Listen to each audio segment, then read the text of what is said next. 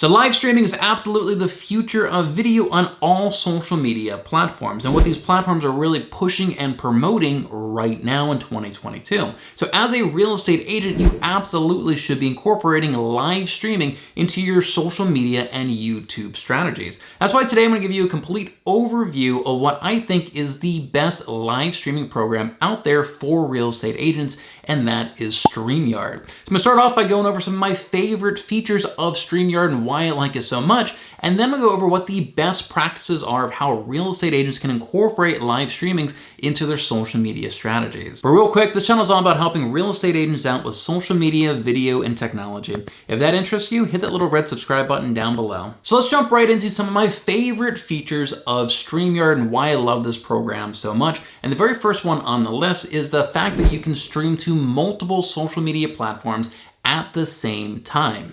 So you can do one live stream that goes out to YouTube, Facebook, and LinkedIn all at the same time. But you can actually go even deeper than that, because I can actually stream to my Facebook personal page, a business page, and a Facebook group all at the same time as well. For example, when I do the YouTube lead gen show with Christina Smallhorn, I'll stream that live to this YouTube channel, but also to our Facebook group of about 10,000 real estate agents, and also to my personal page, which has about 2,000 followers. And what this does is give me maximum engagement. I have 3 different audiences that I'm tapping into, and I absolutely see an uptick in the number of comments and engagements that we get on these live streams. Now, if you compare that to only streaming on YouTube and then sharing that link on a Facebook group and on your personal page, you know that you're gonna get nowhere near as much engagement and nowhere near as many views by doing that method. We all know that each platform loves native content. So having a live stream on each platform is gonna get you far more views and engagement rather than having a live stream on one platform and sharing it to the other ones. And this is a very easy thing to do on Streamyard. After you connect your different accounts, all you have to do is choose which ones you want to stream to. Another thing that I really love about this feature is that it means that your Streamyard account is not tied to just one account. So for example, I can do live streams here on this channel, the Next Gen Agent channel. I can also use this program to do live streams on my real estate channel, Malcolm Lawson Realtor, and I can also use it to do live streams on my outdoor channel, Survival Know-How, or on my Facebook groups, or on my personal page, or on a business page, right? This gives me the complete flexibility that I can use this one program for as many different accounts and social media accounts as I want. Now, the next thing that I really love is that you can easily add graphics, video, and music to your live streams that can really spice it up and make it a little bit more entertaining. Too often you see live streams maybe from Zoom and it's nothing but a talking head, and those videos just don't really do very well on YouTube. But if I can incorporate graphics and videos and music, it's really gonna spice things up and make it much more entertaining. They've also got a great feature where you can share your screen, and there's a bunch of different formats in which you can share that screen. Again, just to kind of keep it engaging, kind of mix it up. And I think that changing things up like this absolutely helps the live stream become more engaging, but also when the video is a standalone video on YouTube afterwards, I think that that engagement is further going to help the video perform on YouTube. Now, Streamyard actually has some royalty-free background music that they incorporate into their program. They have several different options that you can choose from. You can adjust the volume on it as well. So you can choose what type of music that you want to have in the background. I think it actually does make a really big difference, especially when maybe there's some dead airtime or something on the live stream. I also really love that you can incorporate video, because at the start of most live streams, you're always kind of looking at it and you're like, okay, are we live? Are we live? There's always like a little 2-3 second awkward moment where you're not quite sure if you're live or should be speaking yet. But what I like to do is actually play an intro video during that time period, so that as soon as the live stream starts, that video is playing and it kind of like skips that whole awkward moment where like, are we live? Are we live? Can you guys hear us? It just kind of starts off with the high pace, high energy intro video. And all of this is incredibly easy to do. You can kind of set this up ahead of time and you can easily switch between all these different elements while you're doing the live stream. Piece of cake. Another feature that I really love is that they have a record only feature to Streamyard. So you can do sort of a live stream where you have multiple guests on. You can have the videos and the graphics and the music and share your screen, but you're just recording it as a video rather than going live.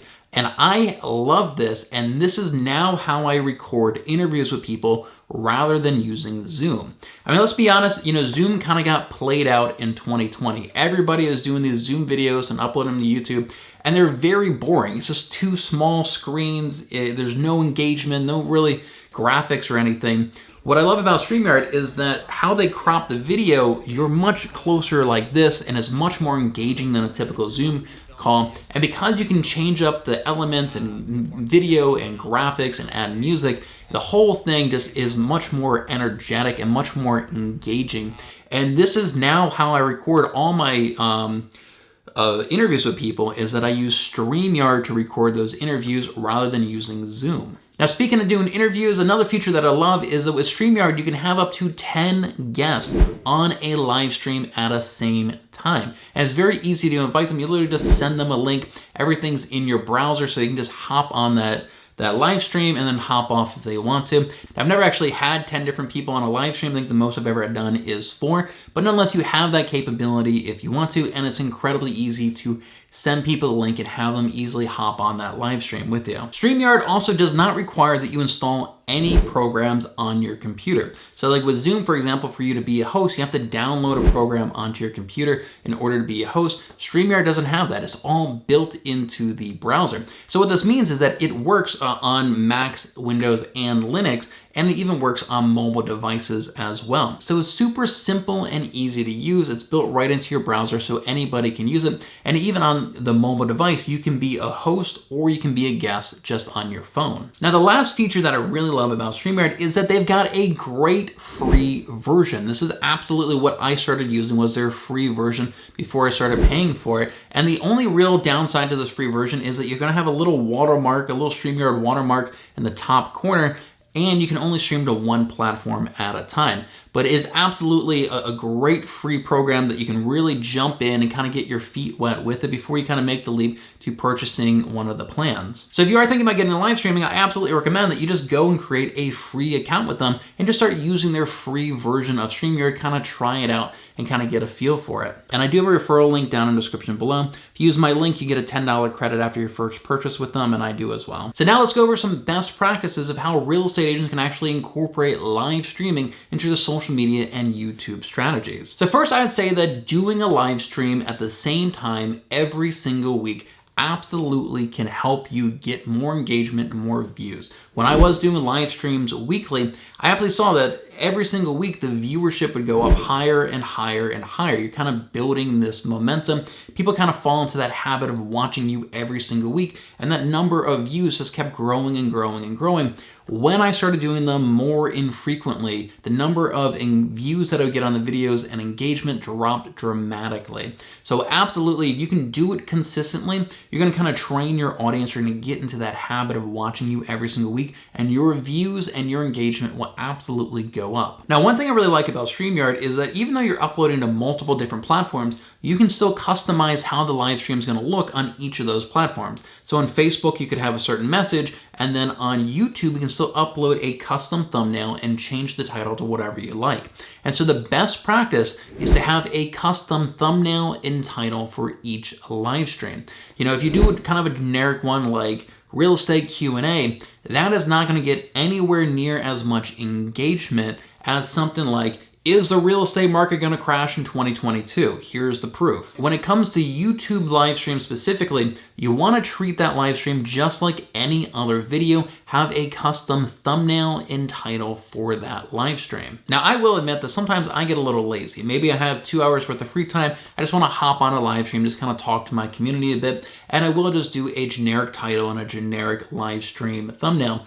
But just know that doing that video is not going to get anywhere near as much exposure, views during the live streams, or views after the live stream compared to having a custom thumbnail and title that's very clickable for that live stream, just like you do for any other YouTube video. Now, one thing I do like to do for my live streams is that before I go live, I'll go through my YouTube videos and find a bunch of questions that people have commented on my videos. I usually take a screen capture of that question, and then I'll pull those questions up during the live stream.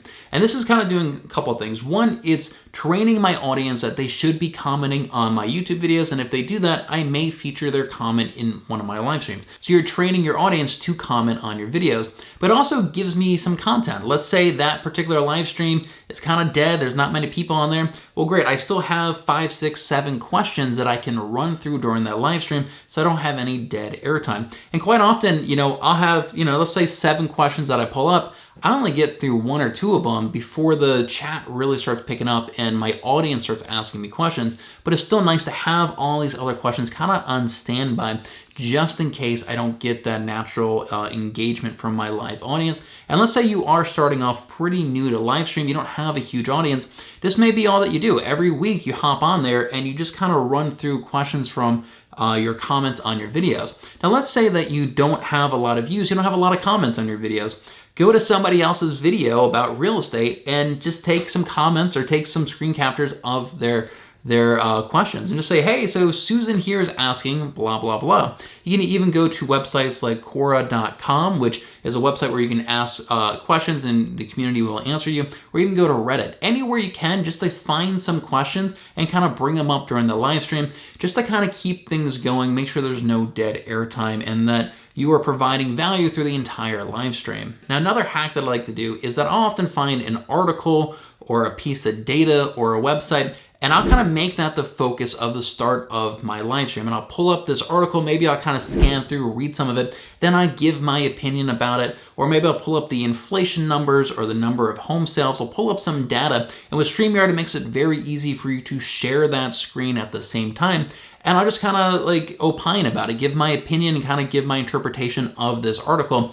And once again, it makes it easy for you to come up with content like that. So once a week, find an article about the real estate market or inflation or something like that.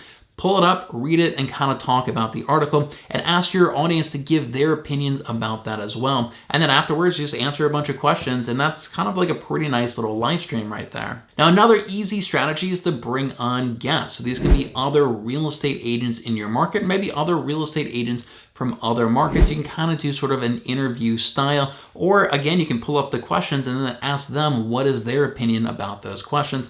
Bringing on guests is like a really easy way to kind of have that engagement. I'm not gonna lie, when you're doing the live streams completely alone, it gets a little weird. It's kind of tricky kind of having that conversation with the camera when nobody else is there. When you have multiple people on a live stream, it just feels like the energy is a lot higher and it's much more interesting and engaging. So don't be afraid to ask other guests to come on your live stream. With Streamyard, once again, it makes it incredibly easy to do this. So now that you know what I think is the best live streaming program out there for real estate agents, if you want to take a deep dive into how the YouTube algorithm actually works today in 2022 and how you as a real estate agent can take advantage of that algorithm to get more views, get more subscribers, and get more leads, check out this video I did right here breaking that down. Don't forget to subscribe for more videos just like this. Thank you so much for watching, and I'll see you over in the next video.